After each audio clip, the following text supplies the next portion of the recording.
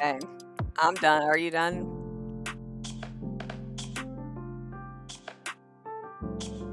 Sharing Yeah. around? Okay.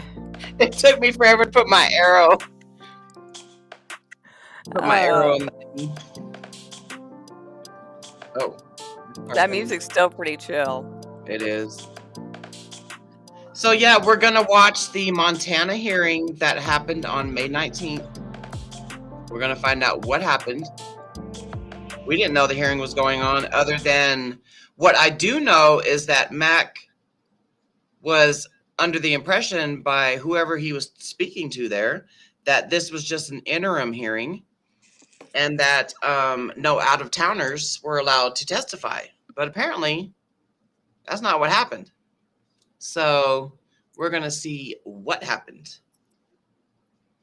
That's so Because if we were allowed to testify, we would have been boot scooting and boogieing over there. boot scooting boogieing on over. Hold Yeah. on, let me get this. Okay, there we go. Well, crap. You know what? I forgot to do the freaking portrait thing.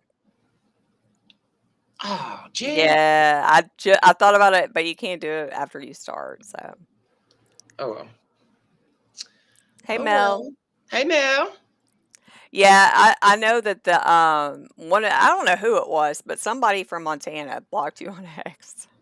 The Guinness Yeah, Guzzler. one of the senators. Yep. Yeah, the Guinness Guzzler, she blocked you on X, but it's like she's going around posting talking about all these Montana families. It's like Yeah. these are not from people from Montana. Nope. One of them might have been. Yeah, yeah. But yeah, all I did was, drop my testimony in her ex comments. And not her boyfriend ex, but over there on formerly Twitter. That sounded weird when it came out. But yeah, on her in that comment section, and then I reposted it and asked everybody else, to drop their testimonies in there as well. And then I go back to check, and then it's like, boom, she blocked me. She blocked me. Which I mean, I'm sure, I don't know. You know how they're like, oh, they're gonna harass, I don't know. Yeah. I'm not gonna go down that Like, road. you're a senator. Someone said I could probably sue her for that, but I don't know if that's her personal account. I don't know. I didn't go dig. So, I ain't gonna sue that. I ain't gonna sue. I'm gonna bitch about it. That's my suing.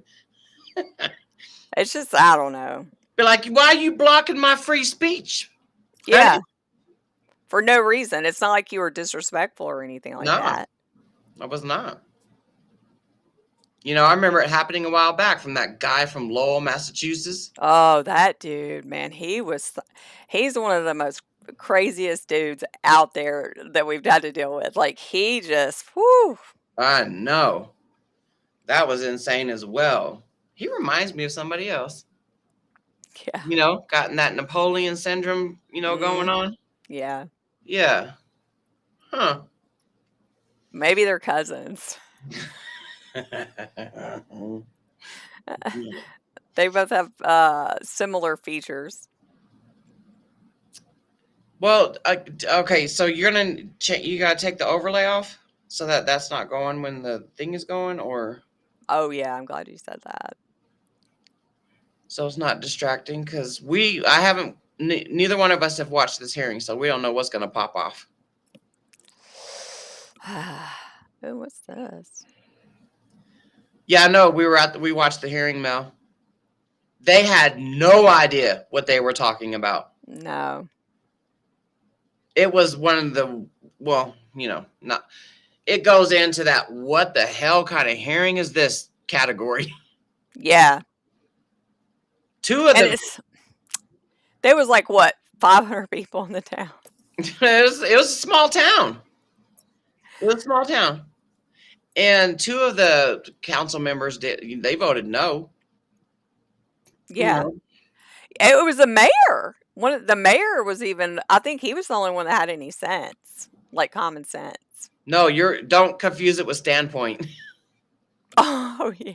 Remember, that was the day we had to do Standpoint and Oak Point. It was like the point kind of day. Like, what?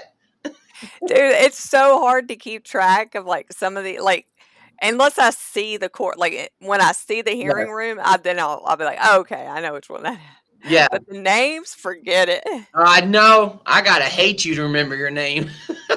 Well, Yeah. majority of the time, most of the time, I can remember her names. But at Oak Point, it was the Texas town, and it was the woman that was the mayor, or I Oh think yeah, the and one in that the middle. dinosaur guy. Yeah, Yeah, and it looked like there was in like a medieval. yeah, yeah. Yeah, they did not know what they were talking about. No. And then she was the one that made that comment that, oh, we got a whole bunch of emails, and then it's got to be industry. They got to have financial interest in Hmm. this. No, no, we don't.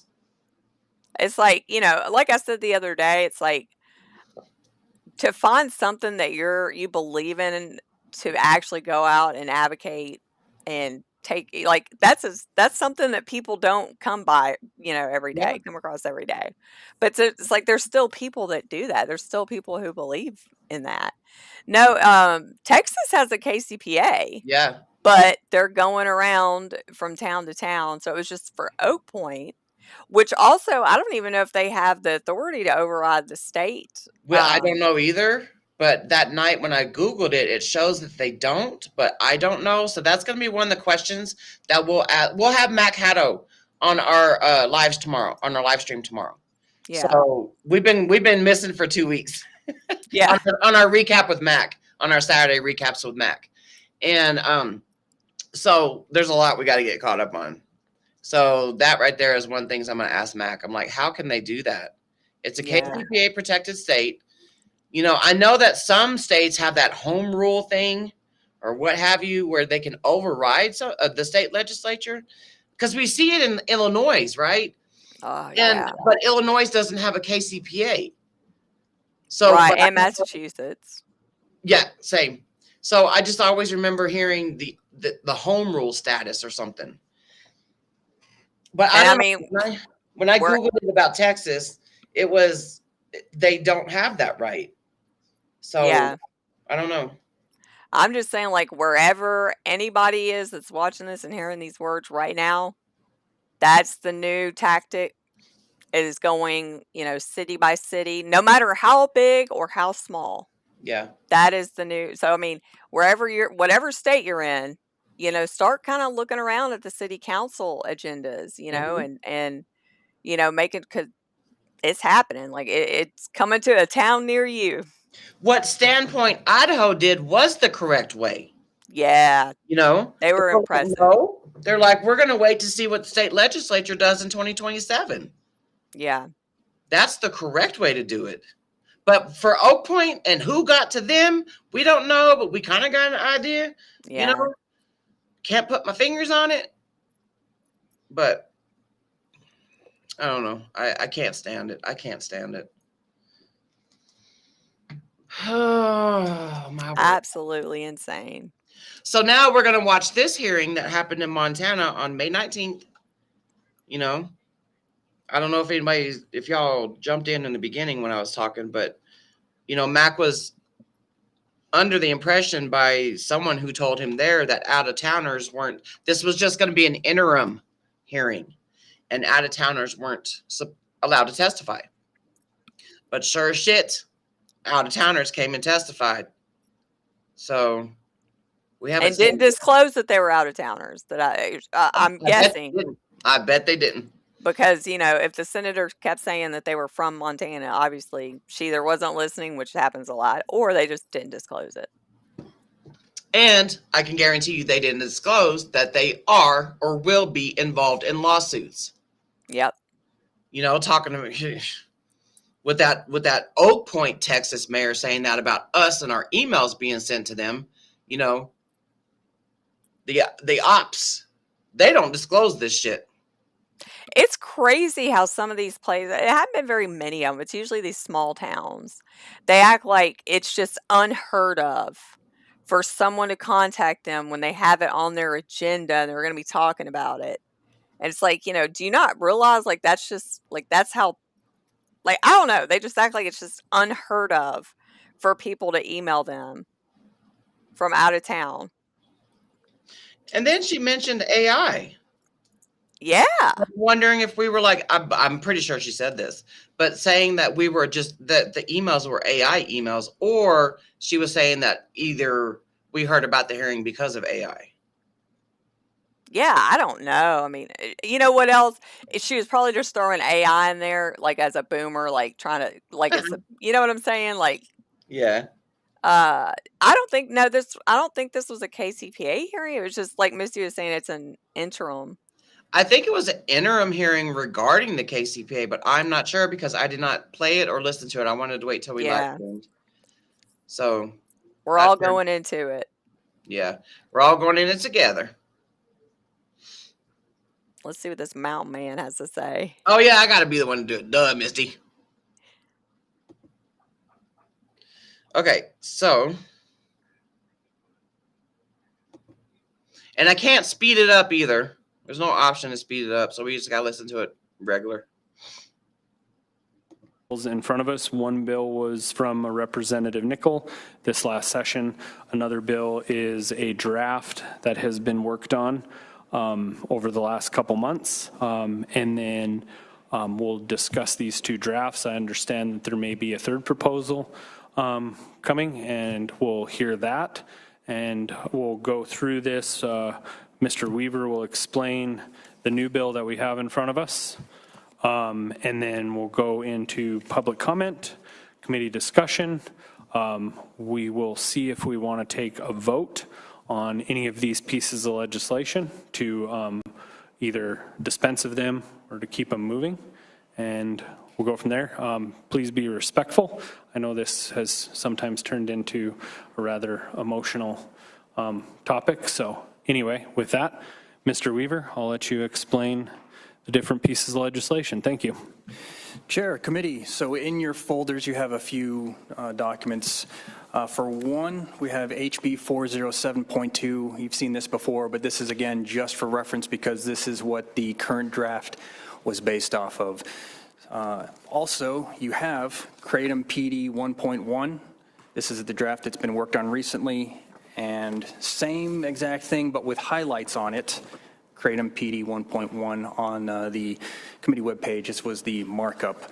The point of this version is to highlight anything that's been changed or added from 407.2.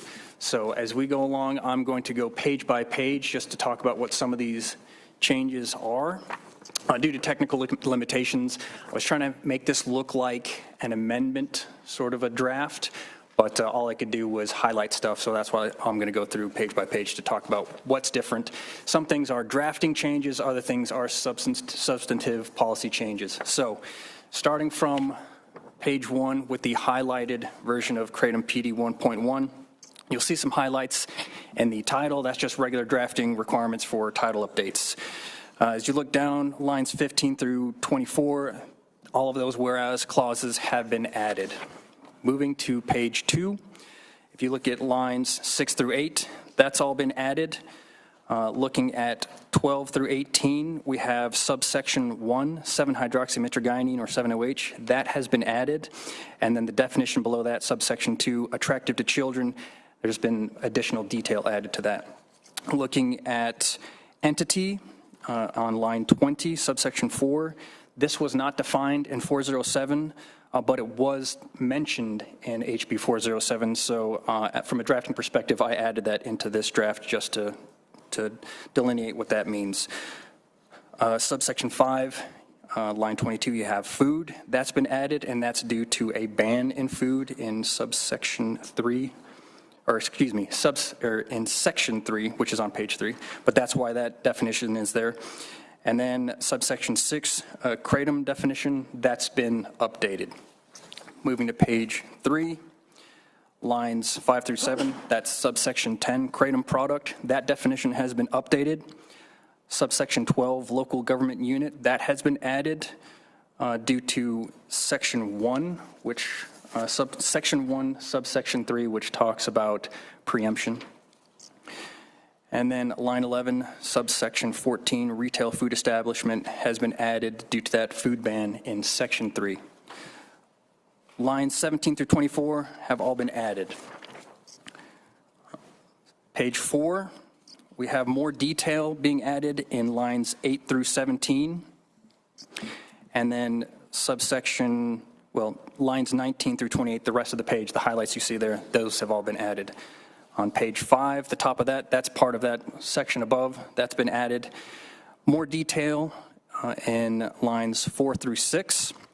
And then looking at line 7, subsection 2, a person and or intends to place, and then moving along that sentence first, those have all been changed for drafting clarity. So originally it was a kratom processor that places a kratom product. I edited that from a drafting perspective just for clarity. Same concept, well, that's later. Moving down the page, lines 24, more detail added in line 24, 25, and then subsection 4 there has been added. That's lines 26, 27. Moving to page 6, talking about that drafting changes for clarity as before, subsections 8 and 9, that's lines 8 through 10. That's the same concept there for the drafting clarity regarding kratom distributor versus person. And then subsection 11, that has been added. Looking at that new section, line 19 and 20, those have been added.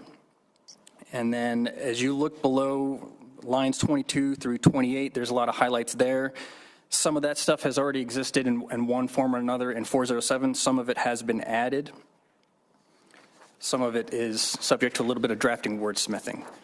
Moving to page 7, up top, line 1 has been added. Line 2 and 3 has been added. Actually, all the highlights, the rest of the highlights you see on page 7 have all been added.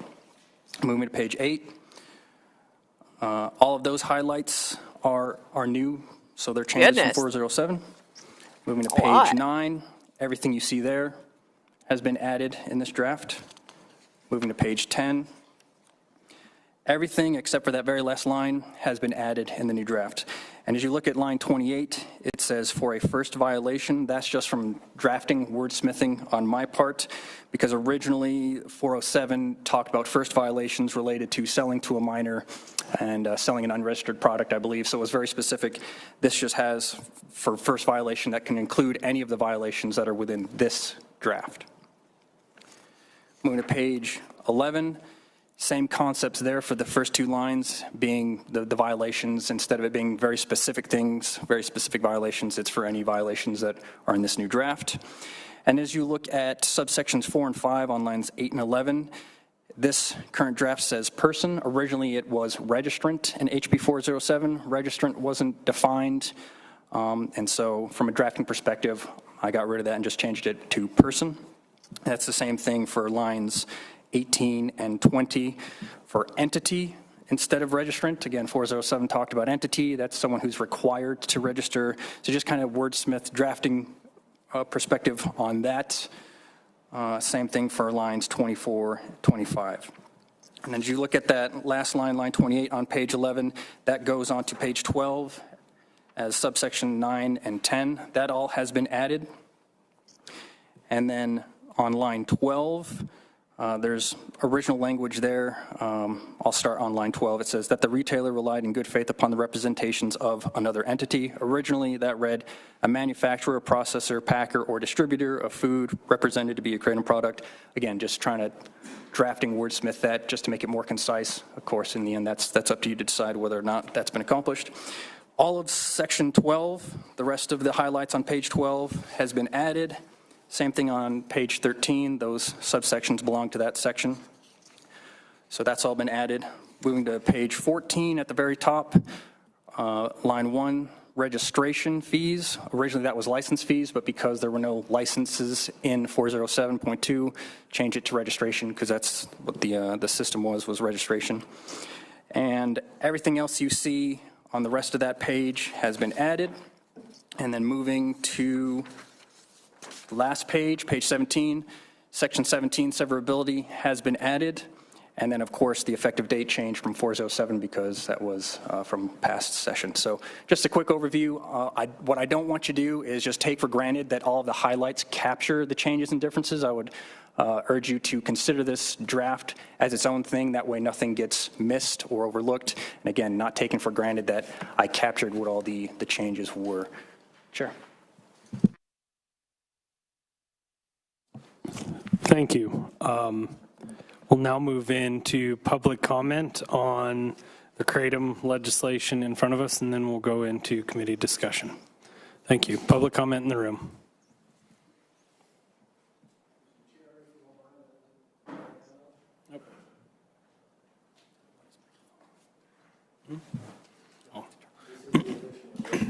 You can just hand it off at the end, sir. Just hand it off at the end. And you might want to make sure that the mic is on up front.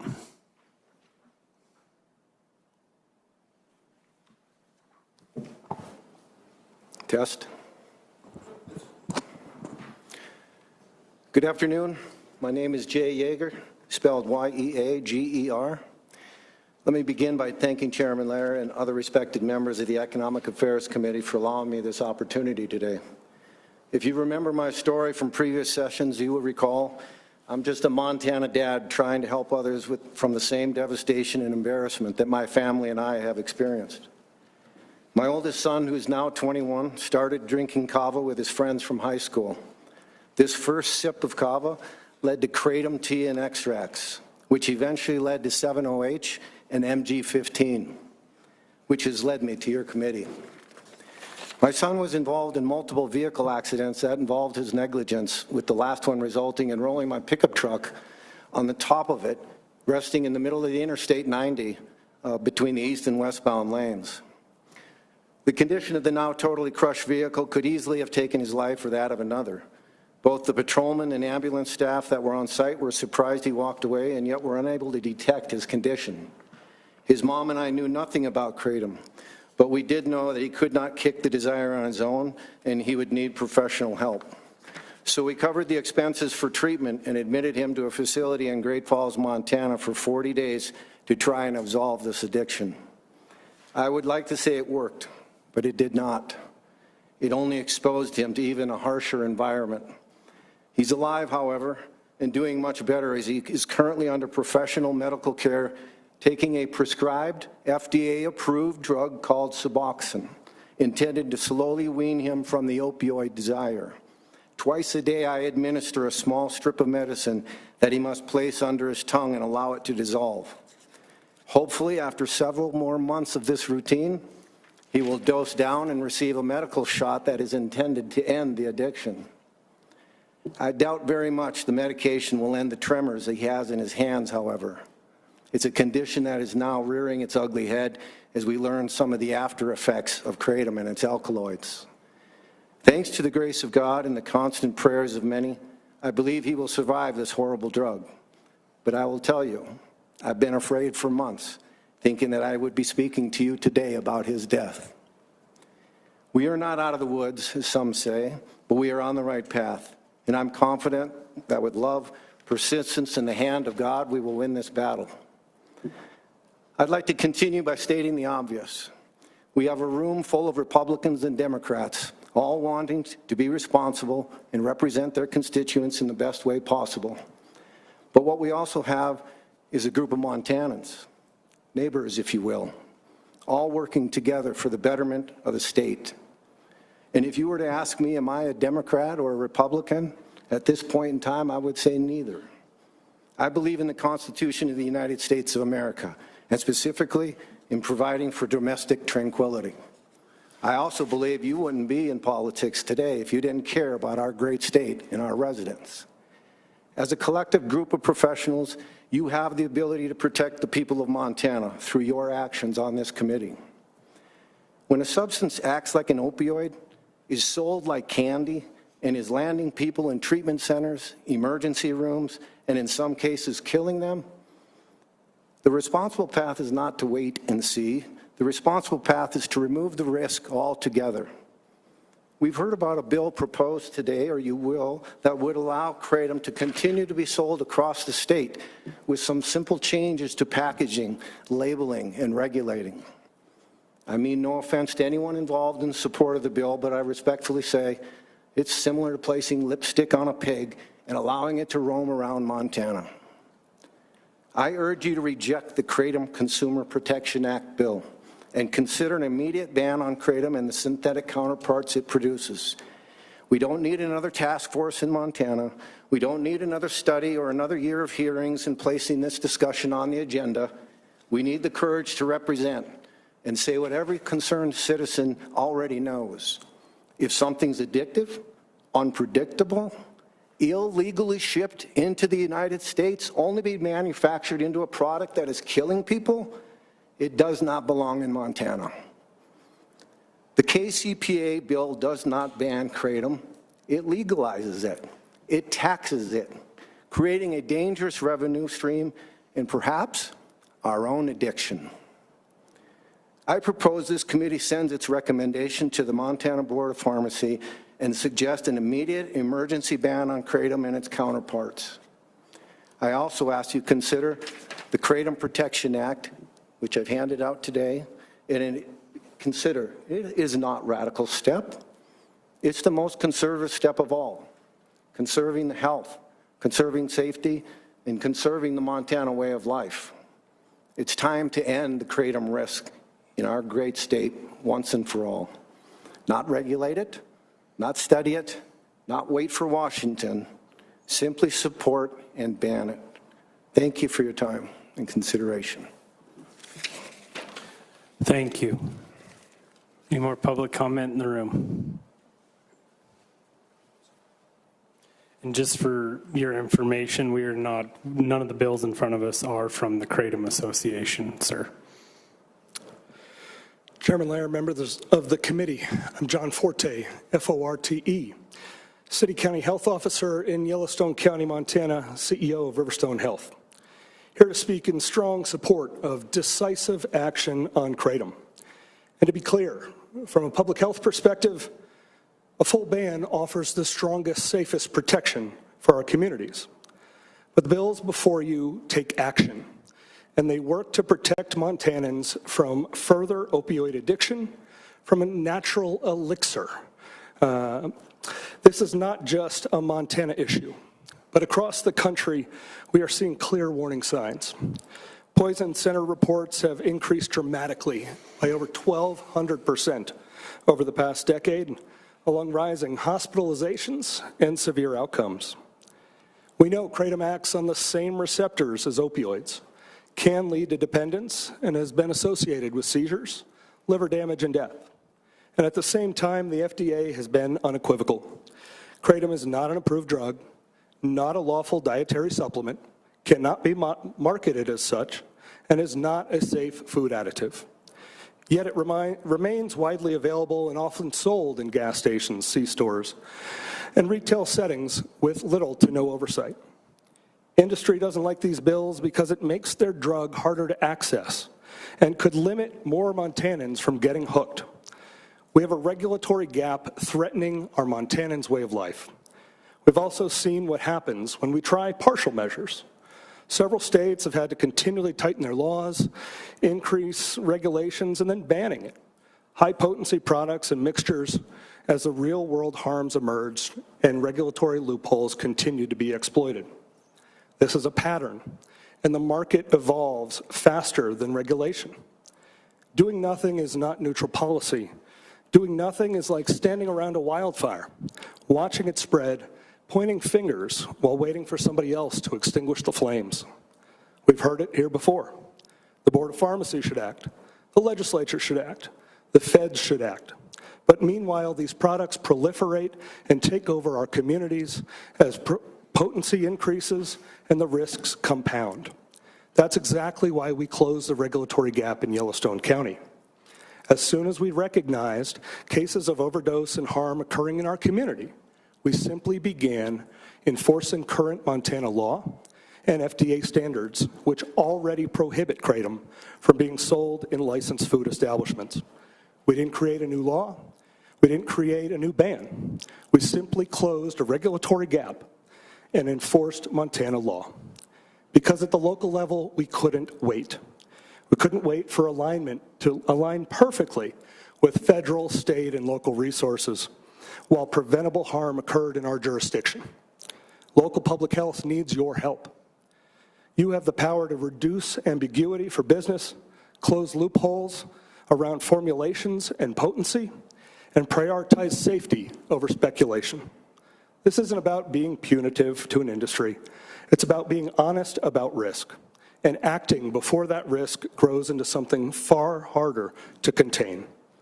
You have an opportunity not just to debate kratom, but to define how we respond when other emerging, intoxicating, and addictive products outpace regulatory systems and begin to harm Montanans.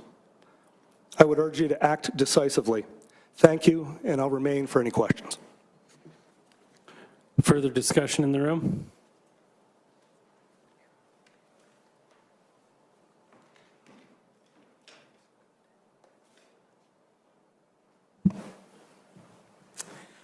Mr. Chairman, members of the committee, my name is Mac Haddo. I'm the Senior Fellow on Public Policy with the American Kratom Association. We represent consumers, not manufacturers or marketers of kratom. 45 years ago, I sat in a similar position as you sit here today as a freshman member of the Utah House of Representatives in a committee meeting like this, listening to an old dog like me today, and I was critical of what the bill that he was discussing. And he said, son, do you understand what the term overkill means? I said, I'm not sure the context. He said, overkill is when you shoot a big buck, you've killed it, you walk up on it, and you pump 50 more rounds of ammunition in it. You wasted your ammo, and you ruined the meat. And that's pretty much what the kratom bill that you're considering could do here. We support regulation. 21 states around the country have adopted the Kratom Consumer Protection Act in various forms. Frankly, the overkill that is evidenced by the construct of the draft bill that has before you has to be informed by a couple of things. The National Institute on Drug Abuse has done over $100 million in kratom research. And it is the conclusion of the director of NIDA, Dr. Nora Volko, in a presentation she made in February down at the University of Florida, where she described the difference between addiction, which occurs when you have a chemically manipulated kratom-derived product like 7-hydroxymetrogenine, and natural kratom, which has a dependency much like caffeine. And you can walk away from that dependency except for rare cases where you have a psychological dependence disorder, which could create addiction. But they're rare. And that's studies, and I'm glad to provide an inventory of hundreds of studies that have been funded by the federal government. It is also true that the FDA today regulates kratom. They do, notwithstanding what Mr. Forte said, and I'm glad to work with him to tell him where he misunderstood what the FDA's guidance is. The FDA today regulates adverse events, and so the provisions of the bill that you have before you are unnecessary and duplicative. The FDA does post-market surveillance. They monitor kratom today. They regulate it carefully, and they remove products from the marketplace that are violative of the standards that they have. Federal law has requirements for market entry. It is untrue for anyone to suggest that kratom is not legally sold in the United States. The FDA has recognized it in court cases. They recognized it in public statements, and the FDA commissioner himself on July 29th of 2025, when recommending the scheduling of these chemically manipulated 7-hydroxymetrogenine products derived from the kratom alkaloids, said we are not focused on natural kratom leaf products, and that's important to consider. It is also true, despite what Mr. Forte said, and again, I'll work with him on it, there is a procedure under the Dietary Supplement Health and Education Act where a kratom manufacturer can apply for market entry using what's called the New Dietary Ingredient Notification Process, or NDINs. Companies have done that. They're legally on the market, and if they are there and the FDA disagrees with them, the FDA has the burden to go out and pull them from the market, which they have done in some cases, but there are products that have gone through the NDIN process who are legally on the market today, and it is inaccurate to suggest that no kratom product is legally there. There are some products that should not be on the marketplace today, and we agree, and we as an association regularly report them for efforts by the FDA. There also is a federal law that schedules any violative product under the Schedule 1. 7-OH has now been there. 7-OH, by the way, are these products. This is a sublingual strip. It is made, 7-hydroxymetrogenine is a metabolite that is extracted using chemical manipulations processes like you use to shock your backyard pool.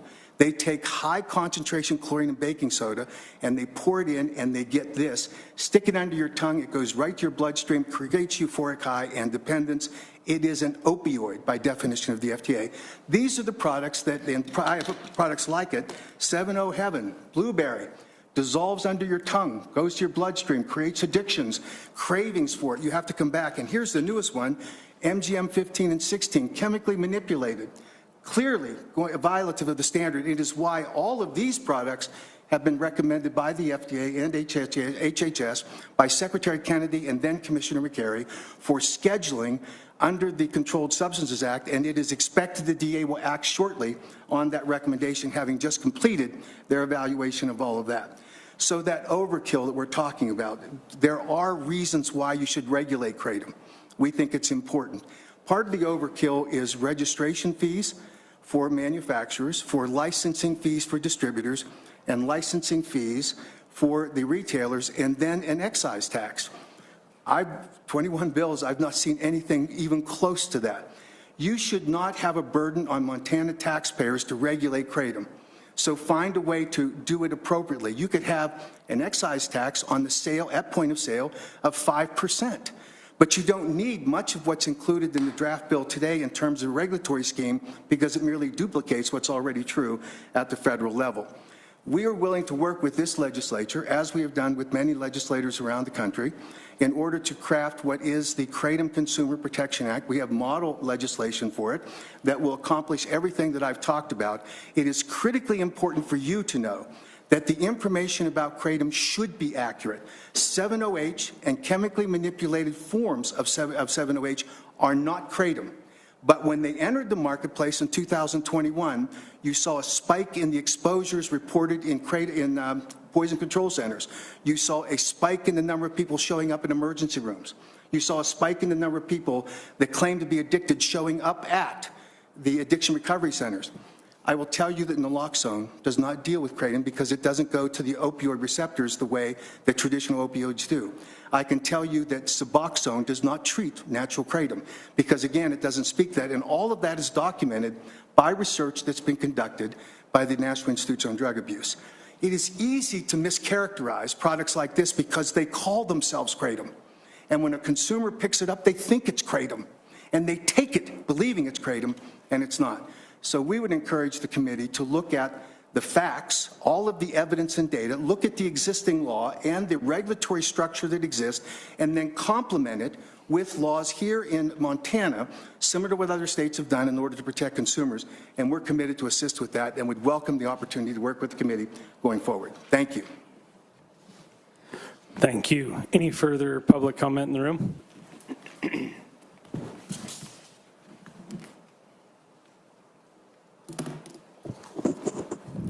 Mr. Chair, members of the committee, Amanda Cahill, C-A-H-I-L-L. With permission, I do have a handout. Thank you.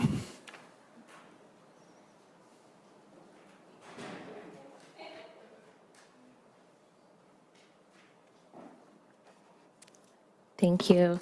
I'm here today on behalf of Confluence Public Health Alliance, which is composed of a collective membership that encompasses all local and environmental health departments across Montana, including each county's health officer, health department staff, and nearly every local health department in the state. I would like to point out, if you go ahead and go to the FDA website, the DEA, so the Drug Enforcement Administration website, you will find that there is no FDA-approved product, which for kratom, which I do find interesting when we listen to the kratom advocates in multiple hearings for the last few years. It is, there is a path, as you've heard, to bring a product to market, and they do have to prove themselves as something useful to be brought to market. And if you go and you check the FDA, you check the DEA websites, there are no kratom products there that have been approved for what we see folks using them for today. A few items here. The true public health move, as you've heard, would be to go ahead and ban this product in Montana. If you look through multiple states on this map have gone ahead and banned this product. Research is showing us very clearly that there are less overdose deaths in those places. The Blackfeet Reservation here in Montana did also ban kratom and are having success with that. I was talking to a legislator from there this week, and he said simply, we don't need another product in Montana for people to be hooked on. So I think, we can see where and how this is working when we do ban it. That said, I've been told multiple times that Montana is not going to ban this product and therefore have worked on what I would call a slightly more middle of the road path. With the regulation bill you see in front of you. Again, I don't recommend passing this bill. I think the real public health move is to get rid of this product. That said, there are many states that have taxed this at a high level. Washington was looking at a 95% tax on kratom. The Mississippi tax is about the same as what a wholesale tax, what's in the bill would be, because theirs is a retail tax. And so anyway, there is precedent for this level of tax, as well as for many of the other provisions, which we looked through carefully as we drafted this legislation. I think what to know is the worst thing we can do is nothing. And I think you all know that. We've all been through this so many times now, these discussions.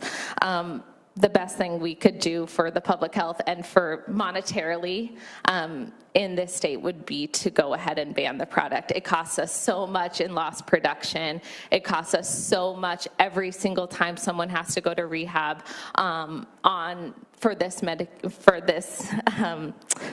addiction and be on those very expensive drugs that Mr. Yeager talked about his son needing. And so that is the true conservative path here.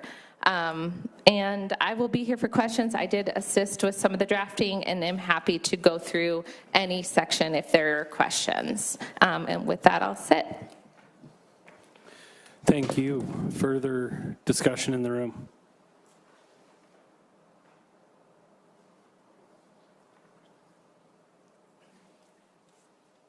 Hi. Thanks for having us. I'm Dr. Turner, T-U-R-N-E-R.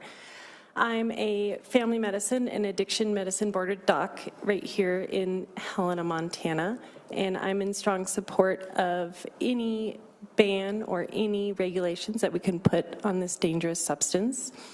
I always like to start with the patient's story, and this is actually a patient I saw this week in clinic.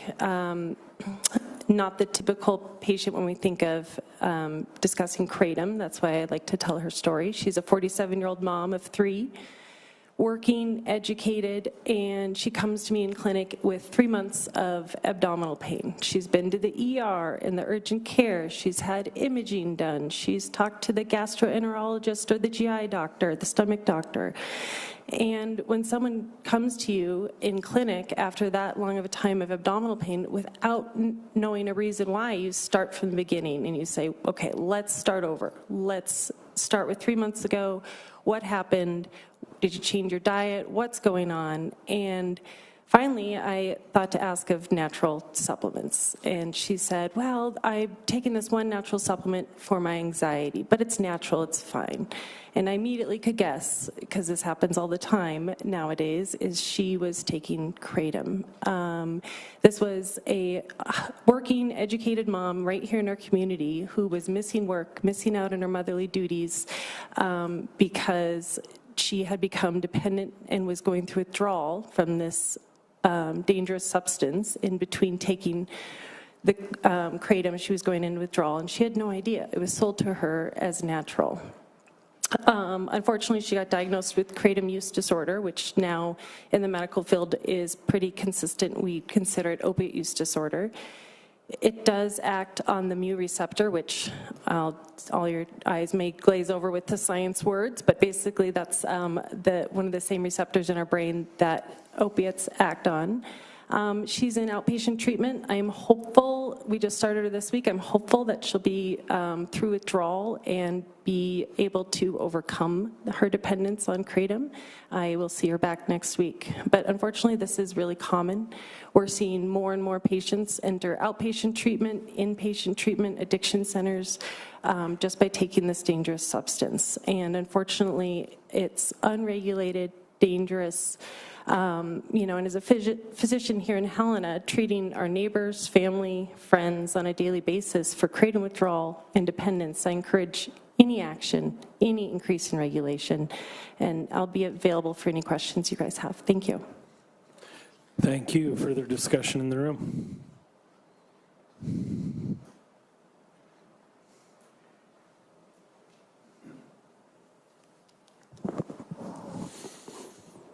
Good afternoon, Mr. Chair and members of the committee. E.J. Redding, R-E-D-D-I-N-G, here today on behalf of the Montana Kava and Kratom Association, which consists of distributors and tea and seltzer house owners in Billings. Mr. Haddow did a nice job of presenting differences in legislation in other states. NCSL has made presentations to several committees here in this interim, again, on legislation in other states. So a few of the things I would like to hit on here that are glaring to me. The 50% excise tax. So let's throw out an excise tax on another highly regulated product in Montana, beer. Okay, beer is taxed on 3 tiers, depending on how much beer the manufacturer makes, measured by barrels. A beer barrel is 31 gallons. That comes to 3,968 ounces in a gallon. If you make 0 to 5,000 barrels a year, you are taxed $1.30 per barrel. Okay, that's 0.0003 cents per ounce. And it goes down from there, the tax rate. Highest rate being 10,000 barrels. 50% excise tax, checked this morning. We're going to use an average of $4 per can wholesale price of Kratom products. That's $2 a can coming in here. Who's going to collect the tax? That is not addressed anywhere in the bill. Where is that tax money going to go? Again, not addressed anywhere in the bill. Since we're on alcohol, first offense of selling alcohol to a minor, that fine runs between $250 and $500, and the Department of Revenue inspector will be who determines what that fine is. First offense for selling Kratom to a minor in this bill is $10,000. Second offense, $15,000. Nobody in my association is against regulation. We're very much in support of regulation. We're in support of age gating this product. Let's make it 21 or older. We can add training to those that are already trained to age gate and make them aware of same issues with Kratom that they are made aware of regarding sales of alcohol. Again, as Mr. Haddow said, overkill. That's a great way to put this, but to address a couple of my preceding speakers here, if we're going to talk about loss of work, let's talk about alcohol as well. We're in a state where marijuana is legal. We're in a state where alcohol is legal, highly regulated. Let's regulate Kratom. Let's get rid of the synthetics, period. Gone. Ban them in Montana. And regulate the natural leaf Kratom products in a manner that is commensurate with the other adult use products in the state of Montana. Thank you. Any further discussion in the room? Any further discussion in the room? Seeing none, we'll move online. Oh, God, I don't know if I can handle this. I know, and Mike, this was an interim hearing, so Mac wasn't expecting people to testify. So So we weren't allowed I'll to just let you virtually call on him. testify. Thank you. Kelly McCann.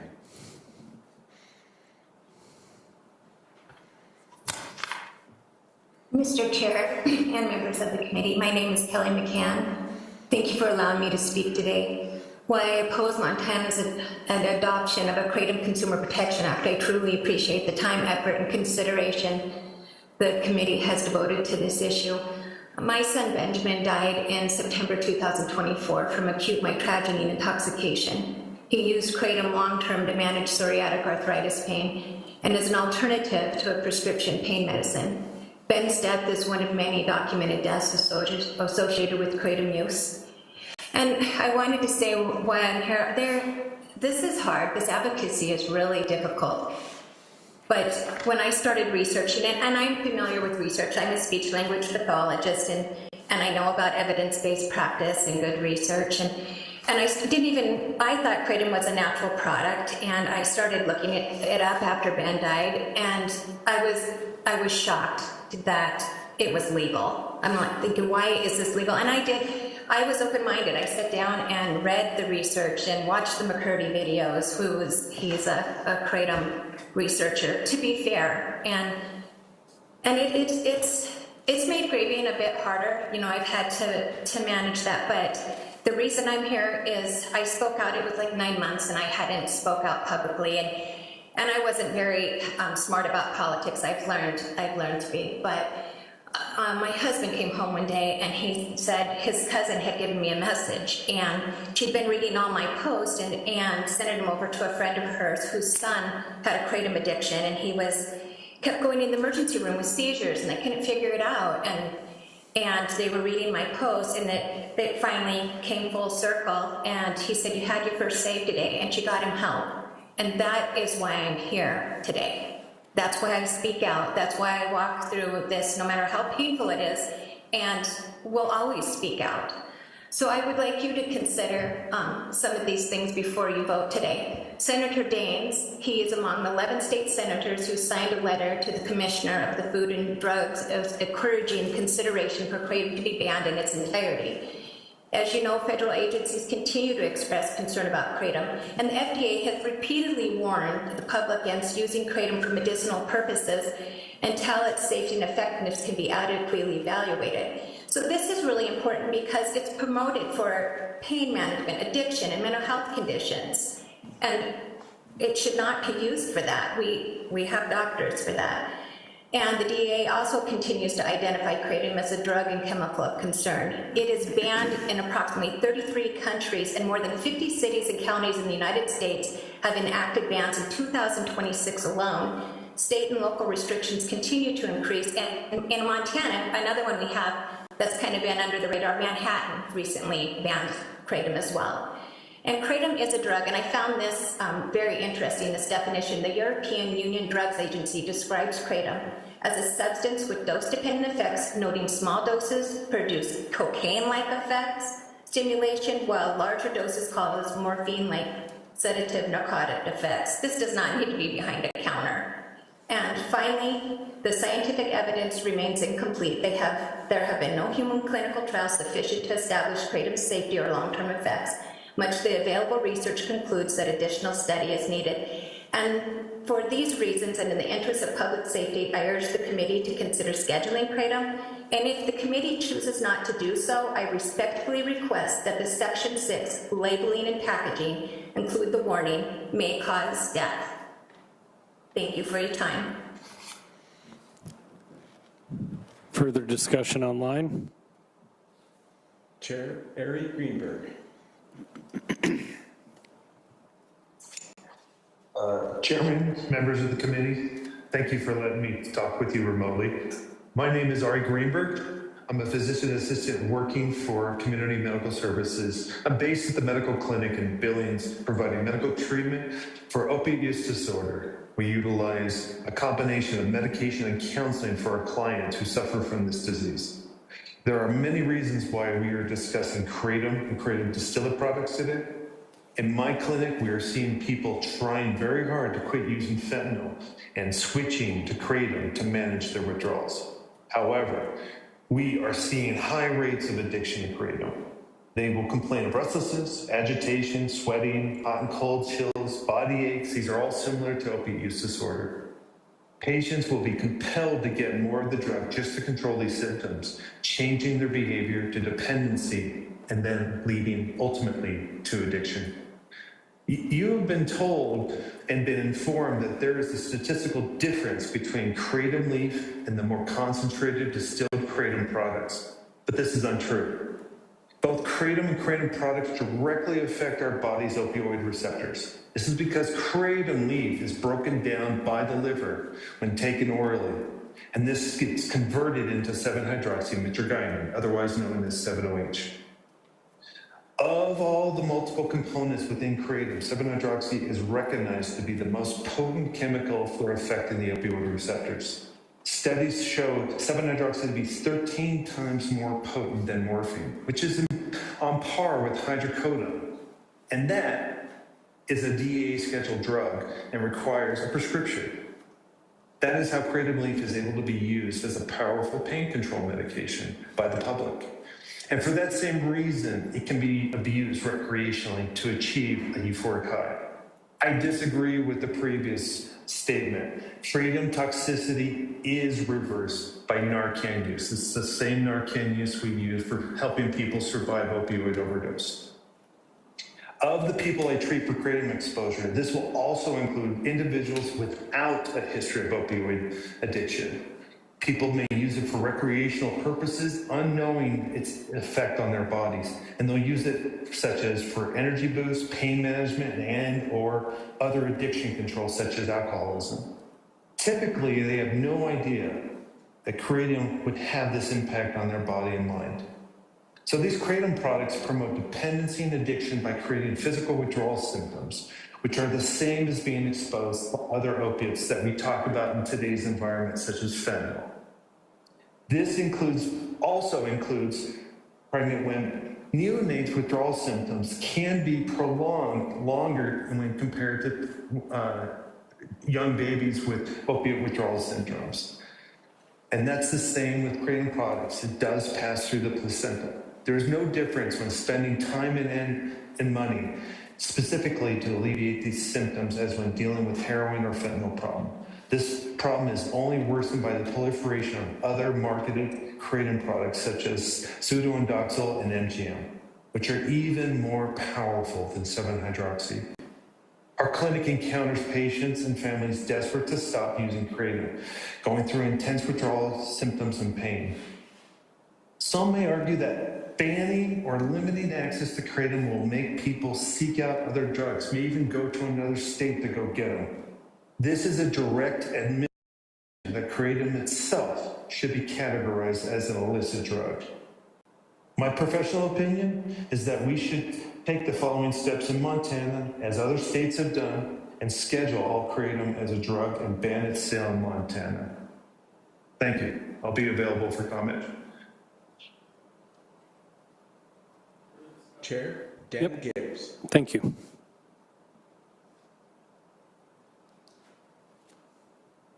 Good evening, Chair and members of the Economic Affairs Intern Committee.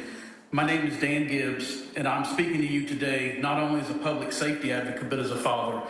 On December 6, 2023, my 25-year-old son, Austin, died after consuming retail kratom products marketed as natural and safe. His toxicology identified metragynine, the primary active alkaloid in kratom. No fentanyl, heroin, prescription opioids present. The findings were consistent with opioid-type respiratory depression. I share that because the risks associated with kratom are not theoretical.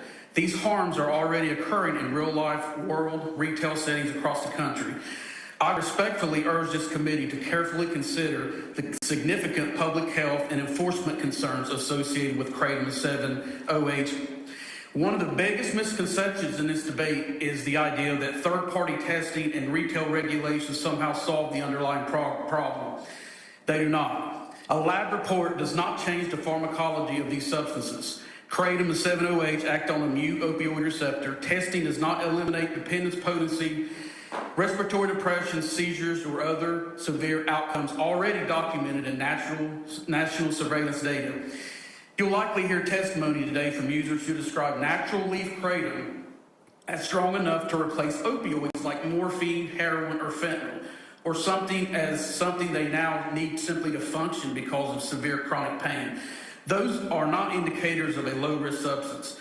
Those statements reflect meaningful pharmacologic effect and dependence potential. A substance cannot be potent enough to replace opioids like morphine or fentanyl, and at the same time be treated as a harmless consumer wellness product. Even Mac Haddow from the American Kratom Association, who you heard today, has publicly stated in testimony that natural does not mean safe. That point is absolutely correct. The fact that something comes from a plant does not eliminate its pharmacology or its risk. And importantly, we're now beginning to see a broader trend emerging across the country. States that initially moved towards Kratom Consumer Protection Acts and retail regulation are increasingly reconsidering these approaches and moving towards stronger restrictions, scheduling actions, or outright bans as the public health and enforcement realities become clearer. That shift is happening because policymakers are recognizing that regulation does not change the underlying pharmacology, does not solve enforcement limitations, and does not eliminate the risk associated with these opioid-type compounds. And just as importantly, these regulatory systems sound far more enforceable on paper than they are in reality. Inspectors are not going to be walking into smoke shops with portable LC-MS laboratory equipment. There is no practical field test method to immediately verify alkaloid concentrations, oxidation levels, or whether the product being sold actually matches the paperwork being presented. What happens in practice is predictable. Vendors keep paperwork on file, products continue being sold, enforcement becomes reactive, and questionable products remain on shelves while testing and interpretation occur after the fact. That is not meaningful public health protection. And perhaps most importantly, regulation creates the appearance of legitimacy. When government creates a regulatory framework, many consumers interpret that as a signal the product is safe. People hear words like regulated, tested, compliant, while the underlying opioid active pharmacology remains exactly the same. This is why the distinction between dangerous 7-OH and natural kratom is so misleading. 7-OH already exists within the plant and can increase through processing, oxidation, extraction, and product manipulation. Trying to regulate around that reality becomes increasingly difficult to enforce. I would also urge this committee to consider the long-term financial and administrative burden associated with attempting to regulate these products. Meaningful enforcement requires inspections, compliance monitoring, complaint investigations, laboratory coordination, legal actions, and specialized testing methods such as LC-MS analysis. By contrast, prohibition is substantially clearer from an enforcement perspective. These products are not permitted for sale, retail presence is reduced, and enforcement becomes simpler and less technically dependent. A recent peer-reviewed analysis published in Addiction in 2026 reported an association between states with kratom bans and lower poison center exposure rates, fewer severe outcomes, and reduced healthcare utilization compared to states relying primarily on regulatory approaches. At the end of the day, the issue is not whether a regulatory framework can be written on paper. The issue is whether it can be realistically enforced in a way that meaningfully protects public health. That has not been demonstrated. Public policy should follow science, not outpace it. As a father who has already lived through the consequences of these products, I respectfully urge policymakers to prioritize public health and safety over the expansion and normalization of the commercial kratom marketplace. Thank you for your time. Thank you. Chair Susan Cave.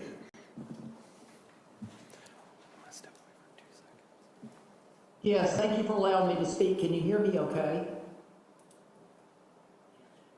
Yes, Chair. Can you hear me okay?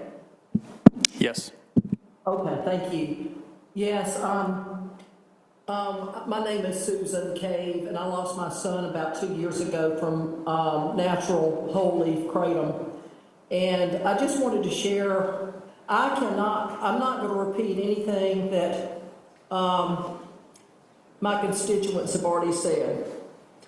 And I appreciate you listening to them. So I just want to tell you what happened to my son, what I saw as his mother. William, he died when he was 32 years old. He left behind a daughter and a wife. Daughter is now 12 years old. But he started taking kratom to help supplement his anxiety and depression medication.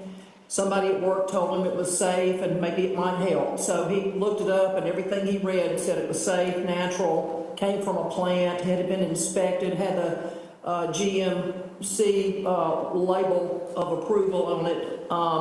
So he started using it, and at first it helped. It actually helped. After about 6 months, he noticed he kept having to increase his dose to get the same desired effect. Having to keep upping that dose. Well, not too long after that, he tried to stop taking it, and he realized he'd become dependent on it. He'd get down so low, and he would go into withdrawals, and he couldn't function. So it was just a vicious cycle the last 3 years of his life of him trying to stop over and over and over, and it just led to more depression, more anxiety, more feelings of worthlessness, more feelings of failure. He was very open with me about it. I did, right before he died, I tried to get some help for him at a local rehab place, and they didn't at that time didn't know what kratom was, didn't have an ICD-9 code. Shortly thereafter, my son died. Now I try to help others by making people more aware of the dangers of kratom. I support any ban, any schedule of this very dangerous drug. Labels and age restrictions don't change the pharmacology. Dan Gibbs has already said that. Kratom alone has caused deaths. There are people that have just died strictly of kratom, mitragynine toxicity, with nothing else in their system. Nothing. And I don't know why it's so hard. It seems to be so much common sense that you can't have 7-OH, pseudoindoxil, MGM-15, MGM-16 without raw leaf kratom. So why not just ban? You cannot have any of those synthetic derivatives that everybody's so worried about without raw leaf kratom. And that's just common sense. You just ban raw leaf kratom and take care of it. And how can you say, as Dan Gibbs how are you going to inspect what you expect? It's going to be impossible. It's going to cost a lot of money. And I'm sorry that people are walking around in pain. You're going to hear people testify that I can't get through the day. I'm going to die if you ban this stuff. That's a pretty good indication to me that it should be scheduled. I wish we had more studies on it. There's no scientific studies that show how kratom interacts with prescription drugs or any drug.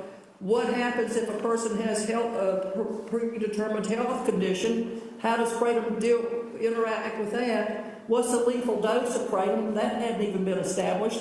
I don't know why it's so hard for people to figure out. I really don't. And I'm sorry for people walking around in pain, people that are trying to withdraw from drugs, but my son is dead, okay? Please listen to us. Please don't make it all about money. Please listen to us. A lot of times I don't feel like anybody's hearing us. So I just thank you for, it seems like you guys know what's going on with kratom. I just hope that you make the right decisions and protect the people in Montana. I have a very close friend who lost her son not too long ago who lives in Montana. And anyway, I appreciate you letting me speak. Thank you. Thank you. Next. Thank you.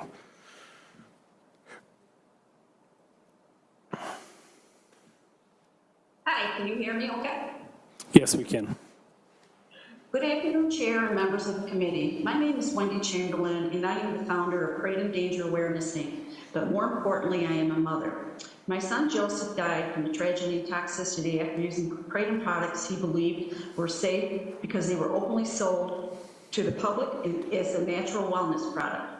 Joseph was 38 years old when he died August 30th, 2020, from whole leaf kratom powder, not 7-OH or extracts. He did not die from drinking a cup of coffee. He died from accidental metragine toxicity, according to his toxicology report from NMS Labs.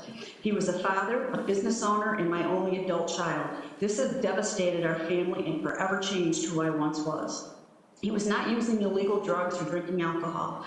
He used kratom for energy, something marketed as harmless, natural, and safe, something sold in stores without kind of warnings families would expect for a substance capable of causing dependency and addiction, toxicity, or death.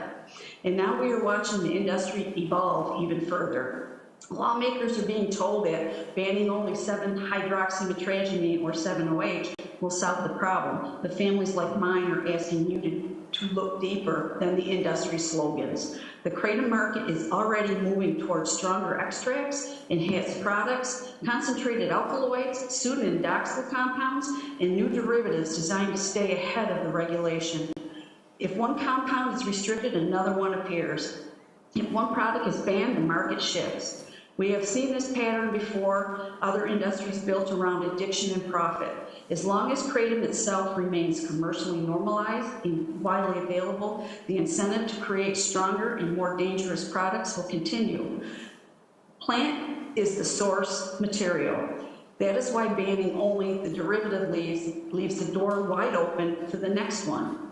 Families should not have to become chemists to understand what is being sold in gas stations, smoke shops, and convenience stores. Consumers cannot tell the difference between raw powder, enhanced products, or fortified extracts, or even synthetic derivatives being sold under the same kratom label. And many people, like my son, trusted these products because they were sold so openly. That trust can be deadly. We are constantly told the industry can regulate itself, but while these debates continue, more products enter the market, more loopholes appear, and more families are devastated. This is not just about one derivative. It is about an entire industry built around a substance that has no FDA-approved medical use, yet continues to be marketed as safe while families bury their children. I respectfully ask this committee not to repeat the same mistakes we have seen in other states where partial regulation failed to stop the expansion of this market. Please put public health ahead of industry pressure.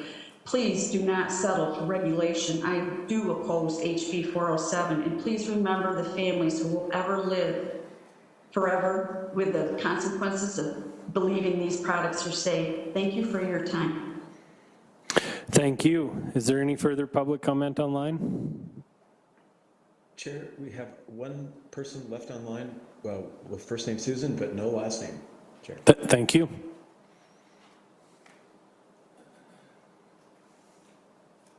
Should I let them speak, Chair? Yes, please. Susan. Hello, can you hear me? We can. Yes, my name is Susan Eppard, and I'm full ban on kratom, all forms of kratom, because my 22-year-old son, Matthew Eller, died from natural whole leaf kratom powder, the least potent form of kratom available in the United States. Kratom caused him to have a seizure and go into cardiac arrest and die on his kitchen floor right in front of his girlfriend, who is forever devastated by his loss.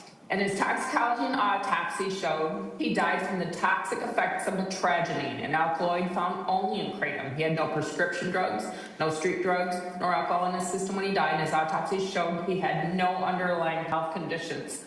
It's important to note my son didn't die from any type of semi-synthetic nor synthetic kratom, as he died in 2021, long before semi-synthetics were unleashed on the U.S. market in 2023. Kratom is a necessary ingredient to produce more potent forms of kratom, like semi-synthetic compounds such as 7-hydroxymetragine and metragine pseudoindoxyl. And those substances require kratom to be made. If kratom remains readily available to anyone with internet access, we will not only continue to see deaths from whole leaf kratom products, we will feel the creation of even more dangerous drugs. And I have spoken with the FDA, and they're actively investigating all kratom injuries and deaths. Their slow reaction isn't an indication they find it safe. They are fully aware that kratom is killing people. In the words of Susan Cave, I don't feel like anybody is hearing us. Because I've been on this mission for over 4 years, and people are still dying, and I have to answer to people like Susan Cave and all the other people whose children are still dying from this garbage castration drug.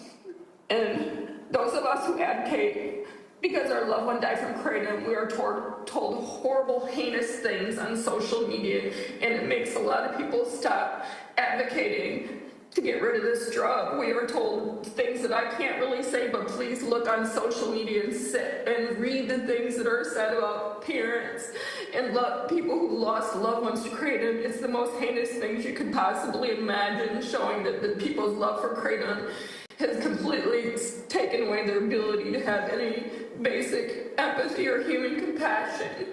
And I thank you for your time. Thank you. Susan, if we could have you please state your last name for the record, we'd appreciate it. Yes, it's Eppard, E-P-P-A-R-D. Thank you very much. Thank you. Is there any further public comment online? Chair, there's no further public comment online. Is there any last public comment in the room? Seeing none, members of the committee, I guess without objection, I've talked to a few of you. If we want to take 5 minutes to discuss among caucuses, just to see kind of where we want to be, and then we can come back in like 5 minutes. Does that sound acceptable? If you guys want to get a hold of Senator Bowman and visit with her, we can get a hold of our couple that are online in just 5 minutes. Come back, we'll have our committee discussion and kind of go from there. So, if that works for everybody. If you guys just wanted to stay in here or walk out there, we can walk out the other side, doesn't matter. We'll just caucus for 5 minutes. Economic Affairs is at recess till what time is it? What it sounds to me like, okay, after all these 3:15. out of towners called in, and now they're going to change it to a whole ban bill.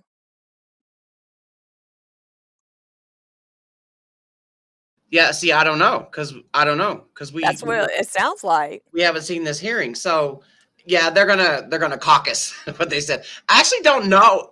I don't know if they're senators, reps. I don't know their titles, but like I keep saying, Mac was told that no out-of-towners were allowed to testify, and for some odd reason, maybe they pretended to be Montana residents. All I know, yeah, this is the same video like what Mac posted up the other day on the AKA YouTube website. The AKA YouTube page. She was a no-show. So, but, like I said, he was told that no out-of-towners were allowed to testify because this is an interim committee meeting. And we've testified where we testified? We testified at Montana before, but it was KCPA, I think. It was the Board of Pharmacy, I think. Yeah, okay, yeah, I think it was. Yeah. So this is like different than that. It's like so obvious that, how this went. Something was set up way different. And that's happening, in a lot of places now. I mean, it really is. And, you have all these people that are literally shaping public policy. People that aren't elected into any role just because they're grieving. Mm-hmm. So it's okay. It's okay. Mm-hmm. We'll let them make the laws. Yeah. And none of them has said that they are in lawsuits or will be in lawsuits. No. None of them has said that. They didn't say where they lived. Nope. I know one of the KDA members that do live in Montana that was on this call. So one out of all of them. One out of all of them. Well, except for, people that was there. But it's insane. But, like I said earlier, we're going to have Mac on our live stream tomorrow starting at 2 p.m. Eastern, so that we could do our recap with Mac. Oh, yeah. Yeah. Probably, Mike. They do some shady ass shit. And I do as much as I can to try to warn people on X, people that have authority. If you're a legislator and you are approached by Kratom Danger Awareness, this is what they do. That is what they do. I try as much as I can to get that out. Because they go around and they report positive Facebook posts. They report positive Facebook comments. If you ever get like, in trouble after you comment on a news story or something like that, a positive kratom thing, it's because they are going to report you, and sometimes they'll even seek you out. They'll go to your profile and just keep reporting shit. Yeah. Like, and they want to control the narrative on Facebook. Mm-hmm. On social media, period. Yeah, on social media, period. They want to control the news media outlets' narratives, and they want to control the social media narratives. Yeah. It's just, I don't know. Like I say all the time, like, if you have to, like, be shady and you got to lie and cheat and just do things that aren't, I don't know. If you're not on the up and up, then your fucking cause is not on the up and up. Right, exactly. Truth should always prevail. We don't do anything. Yeah, my Facebook page got deleted. I lost the appeal and everything. I didn't even violate nothing. And that got banned. I got banned in June of last year, almost a year ago. And then about a month ago or so, I lost my Instagram account. Mm-hmm. So anybody who wants to say that this is Meta's AIs that are doing it, no, it's not. It is not. There's no way it's that convenient. Like, it's just no way. But I mean, they brag about it. I was about to say, we know that they've said that they've done that. And it's like, my thing is like, oh, you think, oh, that's not a big deal. But it's like, think about how many people they don't sit down and watch the news every fucking night. They get their fucking news from, shit on Facebook. Mm-hmm. And then even if it's a decent story, you got people commenting one after the other bad things. People believe everything they read on social media. Yeah. Not everybody, but a lot. Okay, so I'm going to go to when they come back. You know what? I got to go pee. Okay. Anybody else got to go pee? Go put your phone down, go pee, make sure you pee break. Okay, I'm going to go pee. I'll be back. Okay. Yeah. I mean, it's like, I agree, Mike. Or lock it down. Yeah. That's like, it's like Facebook is just like for people like drama. Which I mean, honestly, reporting people all the fucking time, that's drama. But yeah, I mean, because I mean, when we tell our names, they can easily look that up on Facebook and just start hunting. It's like, dude, I just can't imagine doing that. I don't report anybody for anything. Like, I may not agree with what you're saying, but I'm not about to report you. That's stupid. Everybody deserves to use their voice, whether I agree with what they say or not. And if I don't like it, I don't have to hear it. I don't have to read it. I don't have to deal with it. I can scroll on, or I can just not listen. I mean, it's that simple. So for people to brag about getting, people's Facebooks taken down and reporting posts, it's like, you're pretty much, to me, it's like bragging about being a shitty person. Period.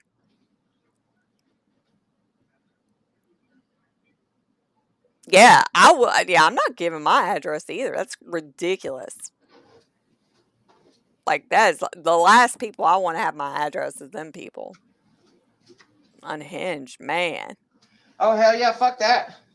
I don't want no damn pipe bomb. I know. Anthrax. Man, shit.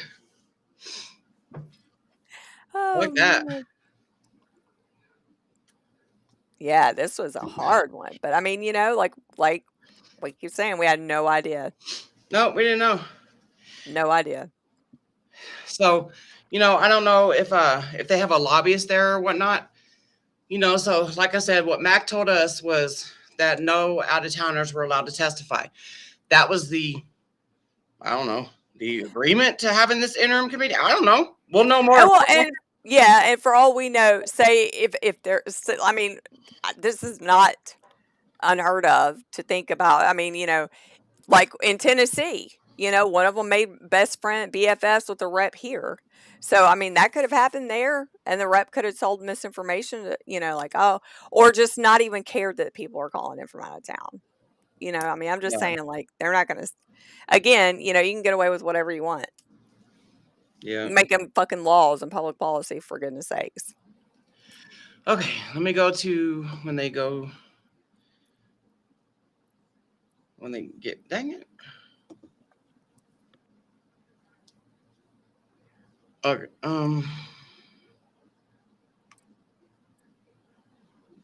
what are we on right now? Okay, 1510, all right.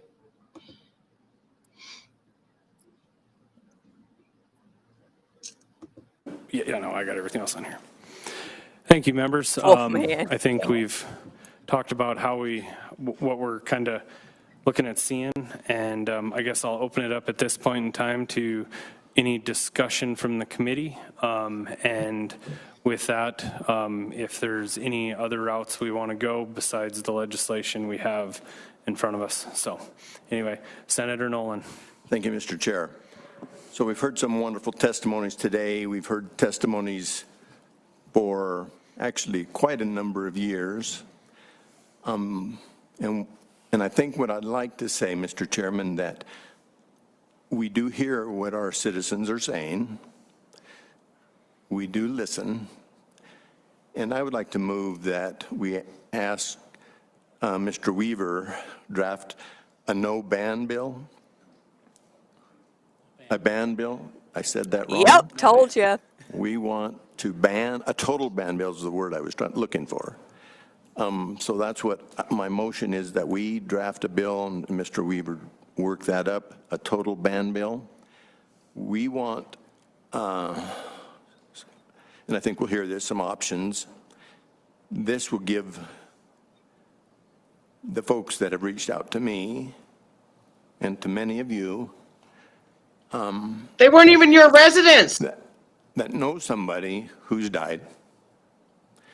That yes, we are listening. Yes, we care. And a little politics aside, money isn't everything. Making a profit isn't the most important thing. So with that, Mr. Chair, that was my motion. Senator Nolan, so if I can clarify, you want to direct Mr. Weaver to draft a total ban on kratom in the state of Montana? Correct. Okay. I'm going to open that up to committee discussion.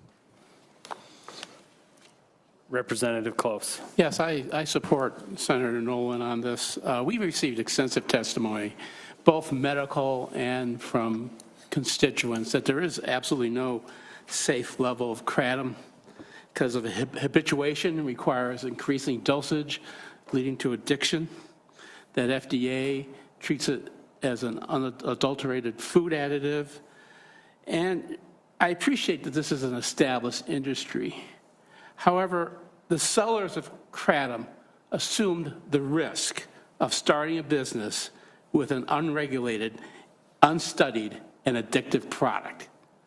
And so they assumed that risk, and the risk is having it banned. So I support Senator Nolan's proposal. Further discussion? Further discussion? This is wrong on so many fucking levels. Yep. Doing Senator it the wrong way. Oh, thanks a lot, Mr. Chair. Yeah, I just wanted to concur with my colleagues. I That's have the been guzzling! deeply persuaded by the testimony that we heard. I think in 15 years in the legislature, I have never been as persuaded by the moms and dads we heard, particularly of young men. I have a little boy in 6th grade. I remember at the last meeting we heard from a representative from the Department of Justice who had talked about the number of young men in Montana just in the last 4 years who have died from kratom overdoses, and they only had kratom and nothing else in their system. And so I did want to say to those moms we heard that felt like no one was listening, I think you're hearing that we definitely are listening. I think both their names were Susan, but we heard from so many others.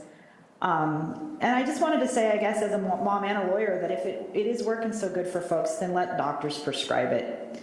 So I'm only going to vote for a ban now. I think we need to protect the kids and the young men that live in Montana. So I do appreciate you, Senator Nolan, bringing this forward, and I'll support it as well. Thank you. Any further discussion from the committee? That's the guzzling Guinness senator. I am going to vote no on this. I do not believe that we should do an all-out ban. I believe that we should regulate this product and regulate it responsibly. So I guess we'll discuss that next. But with that, we can take a vote on this, and we'll do a voice vote. Roll call? A roll call vote, sorry. Vice Chair Ellie Boldman? I'm a yes. Senator Kenneth Bogner? No by proxy. Representative Ed Buttrey? Yes by proxy. Representative Brian Close? Yes. Representative Jamie Isley? Yes. Senator Josh Kashmeyer? Yes. Representative Nellie Nickel? Yes. Senator Mark Noland? Yes. Representative Peter Strand? Yes. Representative Morgan Teal? Yes. Jesus. Chair Brandon Lair? No.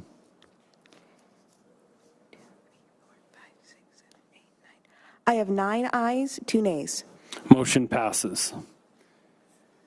Any further discussion? Any further discussion? Members, I would like to make a motion to also direct Mr. Weaver to draft House Bill 407 the way it was ended in the House. And the reason I'm doing this, I guess, is so this isn't to pass a bill out of the committee. It's so that the committee can work on both pieces. The committee can have a total ban bill that we're discussing and also see if there's a way that we can regulate it to get it to the point to where we feel we're comfortable passing it out of this committee. I think it's good governance and good legislative work to have 2 pieces of legislation in front of us, just as we find during the legislative session that you can have 2 competing bills that are opposite each other, and it just gives people the knowledge and the understanding to work and to have multiple options out there, and that way if something in the end does not make it, we still have a piece of legislation that is out there. And like I said before, this vote here that we would take is not to pass this bill out of committee. It's just so that the committee has the ability to work on both and craft a piece of legislation that we like, and if in the end it's deemed not worthy to pass out of the committee, then it's not worthy. So any discussion on that motion? Representative Isley. I just want to clarify. So you're asking to stick with the original bill? Yes, I'm asking that we start with that. And then in our next committee meeting in July, we can work off of that, because I believe there's pieces of the draft legislation that was put in front of us that go too far. The ban would pretty much take care of it. But if we want to regulate it in a responsible way that is not overburdensome, in my opinion, as the other one was. Thank you. And this is not a vote to pass it. This is a vote to be able to, us as a committee, to draft our own. This is just a starting point. Thank you, Mr. Chair. Speaker Lair. I think that's a very prudent and smart thing to do. Being in the legislature the last 4 sessions, things change, votes change, information change. So I think it's very prudent and smart of us to have a bill, 2 bills, in case one fails, because if we can't ban it, we definitely need to figure out how to regulate it, make sure we keep it out of the hands of the children, put regulations on it in some form. So I would encourage people to vote just to keep moving this bill forward so we have something to present to the session next in 27. Any further discussion? Senator Bowman. Yeah, thanks everyone, Mr. Chair. So this was Representative Nichols' bill from last session. I recall that it had a pretty significant fiscal impact. Can anyone recall what? Yes, it was, I think it was right around $1 million. Correct. But to your point, I think that through the work, whether it's through the department or what regulatory arm we want to use, whether that's DOR or DOJ, whoever we decide to put it under, I think that we don't want to have a fiscal note on this. We want to be able to regulate it in a way to where the taxes and fees pays for the regulatory piece of it. And that's something that us as a committee will be tasked with to figure that out. I don't want to put $1 million fiscal note on something that's going to come out of the general fund, if that makes sense, Senator. And like I said, and I'll state again, this is not a vote to pass this out of committee. And the reason I'm starting with House Bill 407 is because I want this committee to be able to work on this legislation. We can pick and choose the pieces we want out of another bill, out of the other bill, or come up with new ideas or how we want to see it done. And this would be a way for us to do that. It's just a starting point. And in that bill, it has the age gated to where it's over the age of 20, nobody under the age of 21, all synthetics are banned, and then it also has the regulatory arm of it. So with that, I mean, I think it covers most of the bases, but if we want to tweak and put in other things, that's at the committee's discretion. Like Senator Kazmaier said, I think it's prudent of us to have two, and then that way we can, if something happens to one, we still have the other. Any further discussion? We'll do a roll call vote. Chair, we have Representative Nickel on the line with the hand raised. Apologize. Sorry. Representative Nickel. That's okay. Thank you, Mr. Chair. I guess my thought on keeping the other bill alive would be to make sure that we get all of the synthetics banned. And so I agree with that part of it. I'm having a little bit of a problem with that needing to be a committee bill, but that's also something we can, I guess, get rid of later and not have the committee bill. So,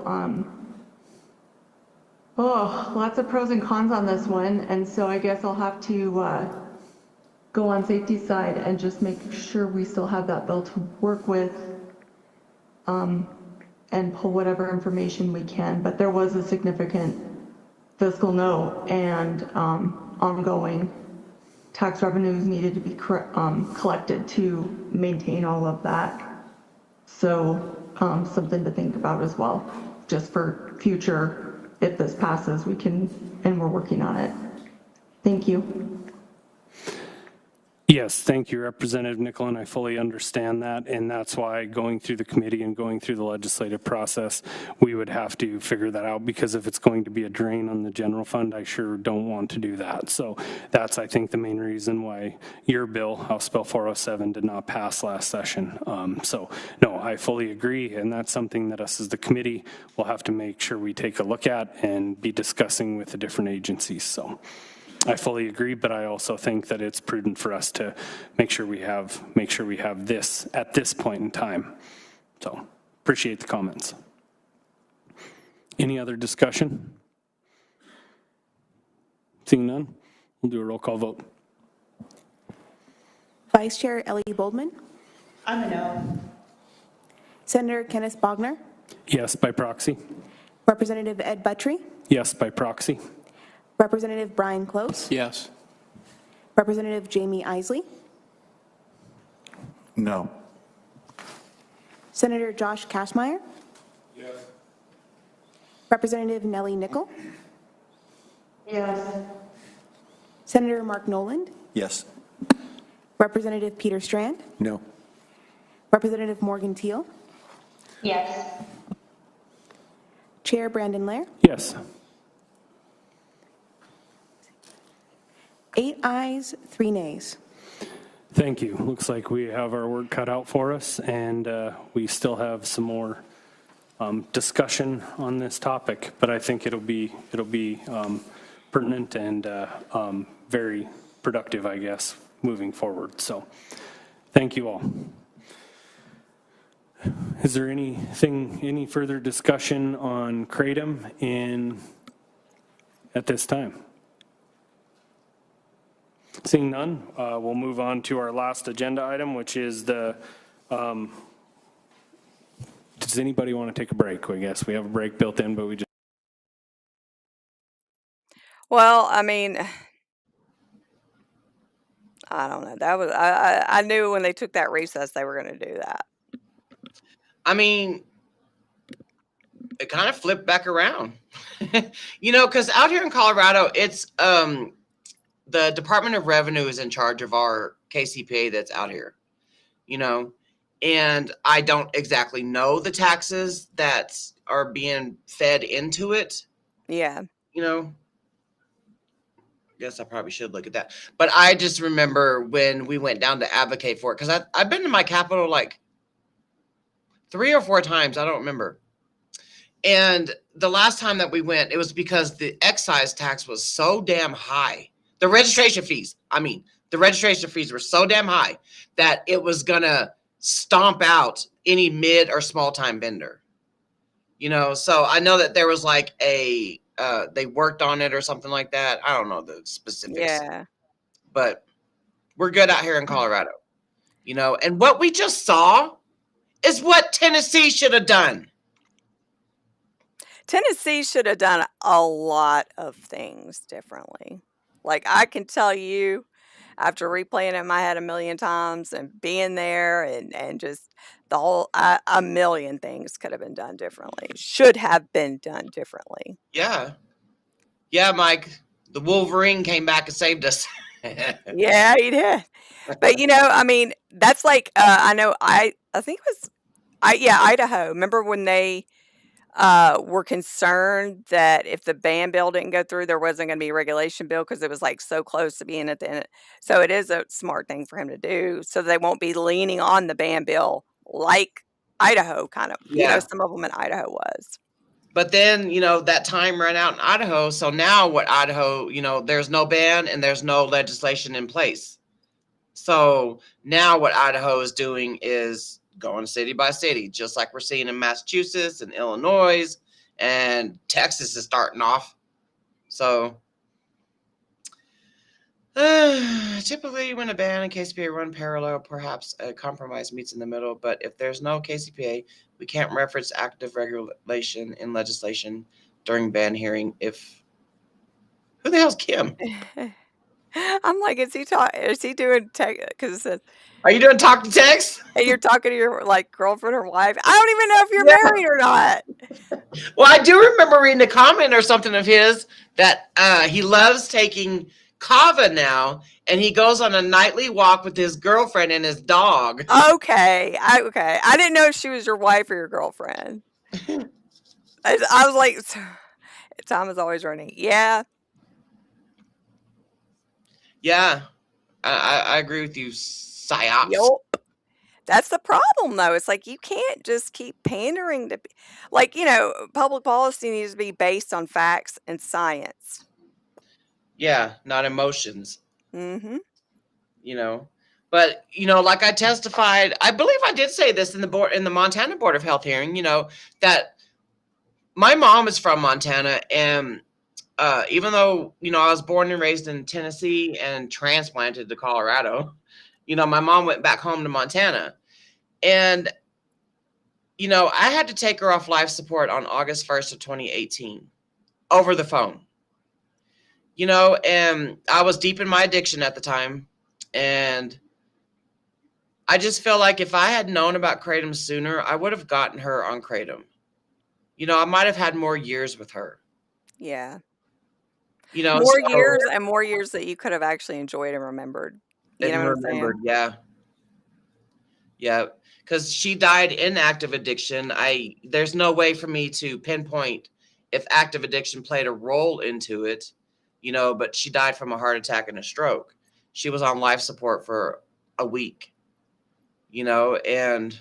Well, I mean, just like with these, grieving families, years after, whatever you put in your body, it affects your. It takes a toll. Yeah. Everything. Yeah. So, I mean, if she would have lived a healthier lifestyle, who knows? You could have, both of y'all, well, you're still, thank God, you're still, Mm-hmm. but you know what I'm saying, and it just, I get what you're saying. Like, I would think about that a lot too. You know, because just like my parents, you know, and just like myself, we came from the tale of two worlds, you know, Mhm. chronic pain and active addiction. But I happened to find Kratom in June of 2019, which has kept me out of my chronic pain management doctors. You Mhm. know, it helps my chronic pain. If You my know, dad wouldn't have drank for so many years, among other things, but I mean, if he wouldn't have drank for so many years, I know he'd still be here. But I mean, he had so many health issues, even though he hadn't drank for a good 5 years or more before he passed. Like, yeah. it just had taken so much on him that, you know, It's there was no literally going back. poison. It's poison. Yeah. And I put up posts all the time. What like the guzzling Guinness senator. What medicinal value does alcohol have for you? Mhm. You know, because she was out there bragging on social media. I voted to ban kratom in Montana. Her profile picture is literally her guzzling a Guinness. Guinness. Yep. Just overflowing like she's in the college, like she's in a fucking college sorority or something. Yeah, Get out yeah. of here. And it's Um, like, but the fact that, you know, like I said, and I know why this pissed Mac off. You know, because no out of towners were supposed to testify. You know, yeah. but yet KDA was there. And it's like, I know what states they live in. Yeah. You can't get that around me. This is why I think they hate me, because I know a lot. You know, Yeah. that's why, you know, before I've said, why is my testimony a threat to you? Because it's not. You know, you have a story, I have a story. Yeah. And everybody deserves the right to tell that story without being harassed or like, you know, hunted. Here in the South, all the ban pushes are coming from, drug treatment center lobbyists, because they are seeing a huge decline in attendance. Yep, I know that. I know. I didn't have to go to treatment. You know, I was in active addiction for 11 years straight, 2008 to 2019. I was not looking for recovery when I found Kratom. I was looking for something to help with my withdrawals, and I walked into a smoke shop, and that's where I bought it. That's where my Kratom journey began. I bought whole leaf Kratom capsules.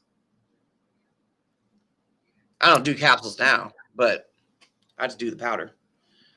I think the name of that it was the Economic Interim Committee, Economic Affairs Interim Committee. I already exited out of the thing. I believe it was the Economic Affairs Interim Committee. Don't start emailing yet. Wait for the American Kratom Association direction on what to go, where to go from now. You know, don't go rogue. Don't do that. Yeah. It sometimes backfires. Yeah. We've seen it a lot of times happen that Don't do it. We don't want to look as unhinged as KDA. Yeah. Yeah. Exactly. If we're so dangerous Dude. and threatening, why would they give out their full address at a Massachusetts hearing? We were the ones scared to share a location. Yeah. Yeah. I mean, That's we had our scruples on at the time to know not to give out our address, you know. I wasn't going to comply. I am not giving out my address at no hearing. Yeah. All right, well, we're going to get off here because this is 10:30 and we're going to be back on tomorrow morning or tomorrow afternoon, whatever. Yeah. So 2 p.m. Eastern, we will go live to do our recap with Mac, the Mac Daddy that was there at this hearing, the American Kratom Association Mac Daddy. And we'll hear that side of it too. That'll be interesting. Yeah. There's probably, we haven't done a recap of Mac in what, 2 weeks? Yeah, it's been I was out of town advocating, and then he was out of town advocating, and Jen was packing up her son from college. So we took a little break from there. And so there's probably going to be a lot of stuff that we're going to get caught up on. Multiple spine surgeries. Got off the pain management clinic. I would take Kratom when I ran out of pills after 2 weeks. Dude, And then when you finally decided to quit pills, kratom helps. Dude, kratom helps better than my pain medicine ever did. Yeah. I didn't go the surgery route, you know, so when my skirt, okay, so sorry, I know you want to get off here, Jen, but let me go through my surgery thing. When I scheduled my surgery, when I showed up to fill out the paperwork and all that stuff, I had bronchitis at the time. And they were like, well, we have to cancel your surgery because we can't put you under when you're sick like this. And so they were like, okay, you got to reschedule. So I never did reschedule. You know, and I think that was just a sign for me. Yeah. Don't allow them go in that spine, girl. So, but yeah, my pills would only last me 2 weeks too. And I don't know. I think about this often too, that if I had known about kratom during my active addiction, would I have just used it to substitute until I got my next script on my next doctor's appointment? Like, yeah, 27 days later. Because when I was going to pain management, we were able to get our pills every 27 days, you know. But then I'm like, but I don't know. You know, when I found kratom, the first thing I noticed was it pressed pause in my brain. So I wasn't craving. I wasn't craving the pills. I wasn't craving calling the drug dealers to get some cocaine or pills. You know, so that's what the first thing that I noticed. And when you're an active addict, your brain shutting up like that is I know. That's what I'm saying. Like, I was still in that habit, like, you know, I was still buying beer every night. You know, yeah, I was drinking a 12-pack because I was like cutting back on the liquor. Yeah. But I started noticing, like, because I had no idea people took it to stop drinking. But I started noticing, like, after I'm like, you know, I didn't even want, like, I didn't have the craving. Yeah. And, you know, it was crazy. I never, like, that, just to turn off that switch in your brain. Yeah. Is something like I never thought I'd be able to do. I honest to God never thought I could ever say that. Like, turn it off to where I'm not thinking about it or craving it. Same. It's insane. Same. And it's like, so I just didn't give up. You know, when I first found it, you know, as each day went by, and then the weeks went by, and then the months went by, and I am like just sitting back proud of myself. I am like, yeah, holy fucking shit. I don't even know what Tom, Dick, and Harry's doing. My drug dealers, you know, they would hit me up and be like, hey, I finally got them on deck. You want to come pick them up? They texted me a couple times throughout like the first year-ish of my kratom journey. And I just would ignore them. A couple times I would text back, and at that time I was saying I was sober, but I don't use that word sober. That word sober can be fucking, that word sober can fuck off. Ain't nobody damn sober. Oh man. I guess it's the first time that they caught the live stream. Oh, okay. Yeah, that's cool. You know what? I'm sorry to interrupt, but the background right above your head. You know, I changed the background. I thought there was some on my laptop screen. Right there? Yeah. I was like, what the hell are you? That's the justice lady holding up the thing. I was like, because I had pistachios earlier. I'm like, actually, like, that's a lot of, like, pistachios. Did you spell the skirt of those pistachio onto your computer? I'm like, what happened? All right. Well, we're going to go, but, yeah, come on back tomorrow, and, we'll hear how everything went down on that side of it. Yep, 2 p.m. Eastern.